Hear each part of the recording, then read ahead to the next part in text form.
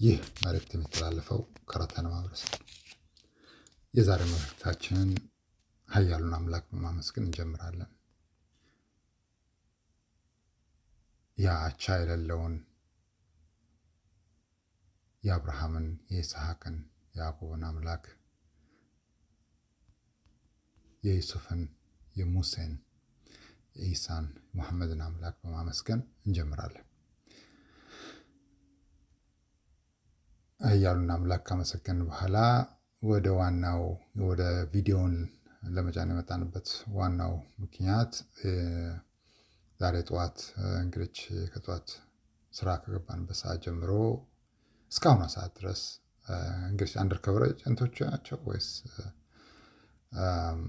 ጌት ኪፐሮች፣ የሲስተም ጌት ኪፐሮች ሆኑ ሲከታተሉ ነበረ እና ኃይሎቻችን ዛሬ ትንሽ ስራ በዝቶባቸው ነበረ። እነሱ ያው መልእክት በማቀበል ማለት ነው የሚከታተሉ ሰዎች ሲኖሩ ወይም ስማችን የሚያነሱት ሰዎች ሲኖሩ ያ በየጋዝ ስቴሽኑ ስንሄድ መልእክት ያመጡልናል። ኃይሎቻችን ማን ወደ ጋዝ ስቴሽን እንደገባና እኛን ለማየት ማለት ነው። በነገራችን ላይ እኛን ለማየት ካልሆነ በስተቀር ማንም ሰው ስለመጣ አይደለም። በይበልጥ ደግሞ ከነዚህ ከኃይሎቹ ካልሆነ በስተቀር ከማንም አይመጡም ማለት እነዚህ ጌት ኪፐሮች እና አንደር ከቨር ኤጀንቶች ማለት ነው። በተለያዩ ናቸው። የሰዎቹ አይነት ብዛት ነው። እኔ እነሱም በሆን ፍርሃት ይጨምራል።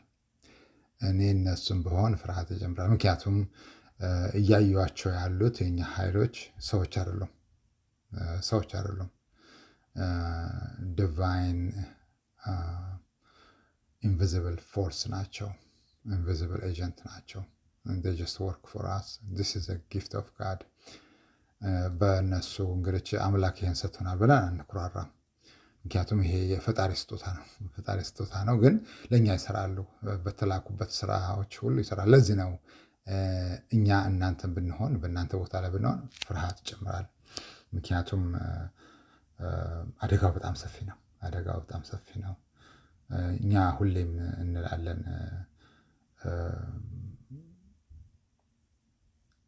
በምን ቀን ነው እቺ ሀገር ከኛ ጋር የተቀያየመችው እንላለን። በምን ቀን ነው እቺ ሀገር ከኛ ጋር የተቀያየመችው የተላተመችው እንላለን። ምክንያቱም እንግዲህ ከ2023 ጀምሮ ያኔ ነው እንግዲህ እንትኑን ያገኘ ነው የፈጣሪን የወልይነቱን ደረጃ አንጀታችን ያረረበትን አንዳንድ ነገሮች ለማስተማር ሞከርን። ግን ያው ሚሰማ አልነበረም። ምክንያቱም ነገሮችን ቀላል አድርገው ነበር የያዙት ኃይሎቻችን። ምን አሉ አንድ ጊዜ እነዚህ ሰዎች በሁለት ነገር ይጠረጥራቸዋል አሉ። በሁለት ነገር ፍራቻቸው፣ አንዱ ያው ጥላቻ፣ አንደኛው ደግሞ ፍራቻ ነው። እዛ አሁን በቅርብ ደግሞ ምን አሉን ከሁለቱ አንዱን ተውትና ጥላቻ የሚባለው ነገር ማለት ነው ተውትና ፍራቻውን ሌላ ሁለት ጨምረውበት 3 ሆነ። አንደኛው እንቅልፍ ይነሳቸዋል አለ። አንደኛው ከ3ቱ አንዱ እንቅልፍ ይነሳ። በፊት 2 ነበር።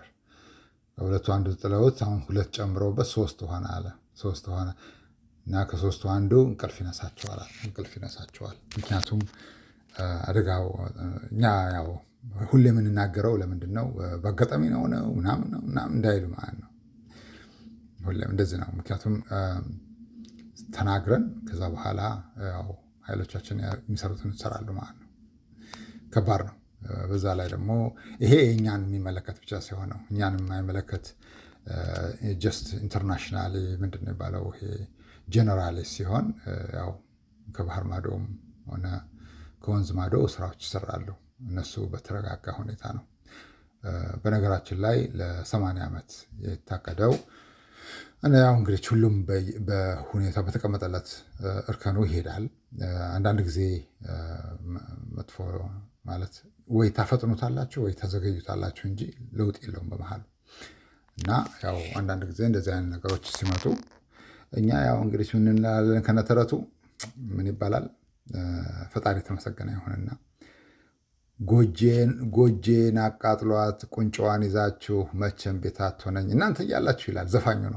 ዘፋኙ ነው እና እኔ እናንተን ብንሆን ፍርሃት ይጨምራል። ምክንያቱም እናንተ የማትቆጣጠሯቸው፣ እናንተ የማታዟቸው፣ እናንተ የማታያቸው ኃይሎች ናቸው እነዚህ።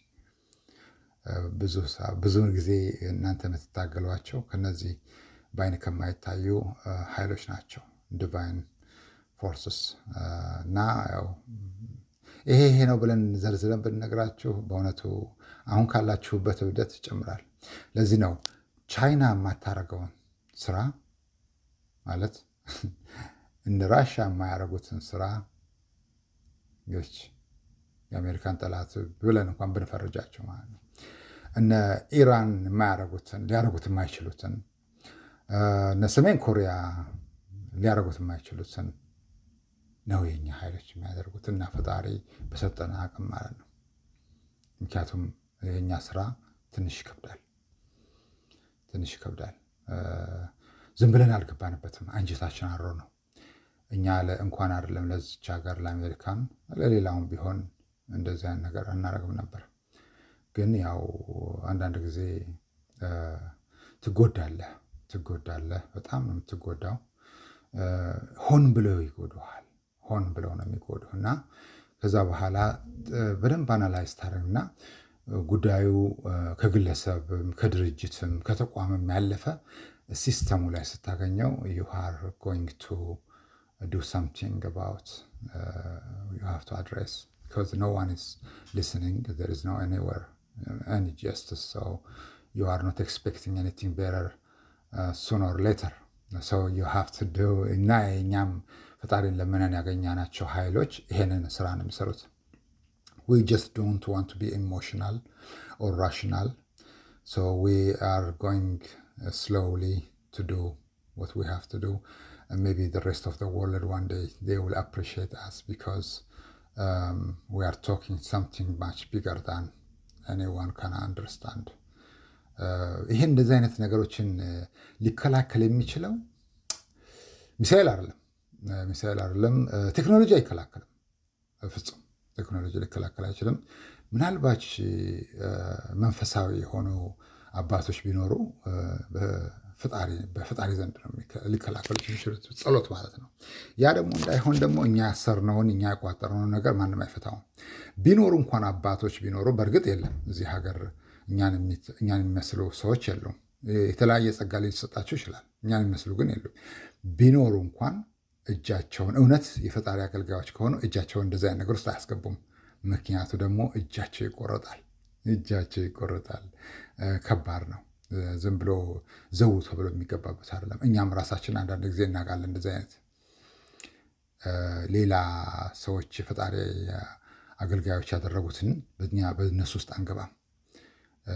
ምክንያቱም ደግሞ እነሱ ዝም ብለው አያደርጉም። አንድ ነገር ቢያንስ 10 ጊዜ አስጠንቅቀው 10 ጊዜ አጥንተው 10 ጊዜ ለክተው ካልሆነ በስተቀር አያስገቡም። ዝም ብሎ እንደዚህ ጥልቅ የሚባልበት ነገር አይደለም እና ስለዚህ ብለን ያው ማንም ሊፈታው አይችልም። የእናንተ አሁን ጥያቄ ሊሆን የሚገባው በምን ቀን ነው እንደዚህ አይነት ነገር ውስጥ የገባ ነው። ምክንያቱም አብሶሉትሊ እኛ የምናደርገውን ነገር ቻይና ልታደርገው አትችልም። ቻይና አታደርገውም። ራሻ ልታደርገው አትችልም። እኛ የምንችለውን ችሎታ ማለት ነው። ኢራን አታደርገውም። አሁን እንኳን ባለው እንኳን ክራይሲስ እንኳን ኢራን ልታደርገው አትችልም። ምክንያቱም እኛ ቆየት ብለናል ፋውንዴሽኑ ክራክ ስናደርገው። ከፒሎራቻችሁ 10ን መርጠን ባዶ ያደረግነው አንዱም ለዚህ ነው። እና ያው ጥንቃቄ ብታደርጉ መልካም ነው። ግን ራሳችሁን ጠይቁ። በምን ቀን ነው ከዚህ ሰው ጋር የተጋጨ ነው? ቢኮዝ ኢትስ ኖት ወርዝ ኢት፣ ዋጋ የለው። ኢትስ ኖት ወርዝ ኢት። ሁልጊዜ መጠየቅ ያለባችሁ በምን ቀን ነው ከዚህ ሰው ጋር የተጋጨ ነው? ከነዚህ ሰዎች ጋር የተጋጨ ነው በምን ቀን ነው? ምክንያቱ ደግሞ አደጋው በጣም ሰፊ ነው። እኛ ኃይሎቹ ሆኑ በውስጥም በውጭም ሲሰሩ በይበልጥ ከባህር ማዶ አሁን ትልቁ ስራ እየተሰራ ያለው እግራችሁንም እጃችሁንም ሰብስበን ወደ ቤት ለማስገባት ማለት ነው። እና ያው ይሄ ከባድ ነው። እንደዚህ አይነት ስራዎች በጣም ከባድ ናቸው። በዛ ላይ ደግሞ ከወንዝ ወደ ማዶ ደግሞ ያሉት ደግሞ ከፍተኛ ስራ እየተሰራ ነው። ስራዎቹ በጣም ቀላል አሉ፣ ግን ያው እግር መንገዱን እንዲሁ እነግራችኋለን። በአጋጣሚ ነው የመጣው እንዳትሉ ነው። በአጋጣሚ ነው የመጣው እንዳትሉ ነው። ፈጣሪ የሆነን ሁሌም እንላለን። ምን ቢገዝፍ ተራራ የአፈርና የጠጠር ልጅ ነው። when you take it piece by piece it will go to flat። እንደዛ ነው እየሰራ ነው ያለ ነው። አንድ ቪዲዮ አለ፣ አሁን በቅርቡ እንለቀዋለን። እሱን ተመርኩዛቸው አንዳንድ ነገር የምታስተካክሉት ነገር ካለ we'll see what we can help, otherwise everything goes according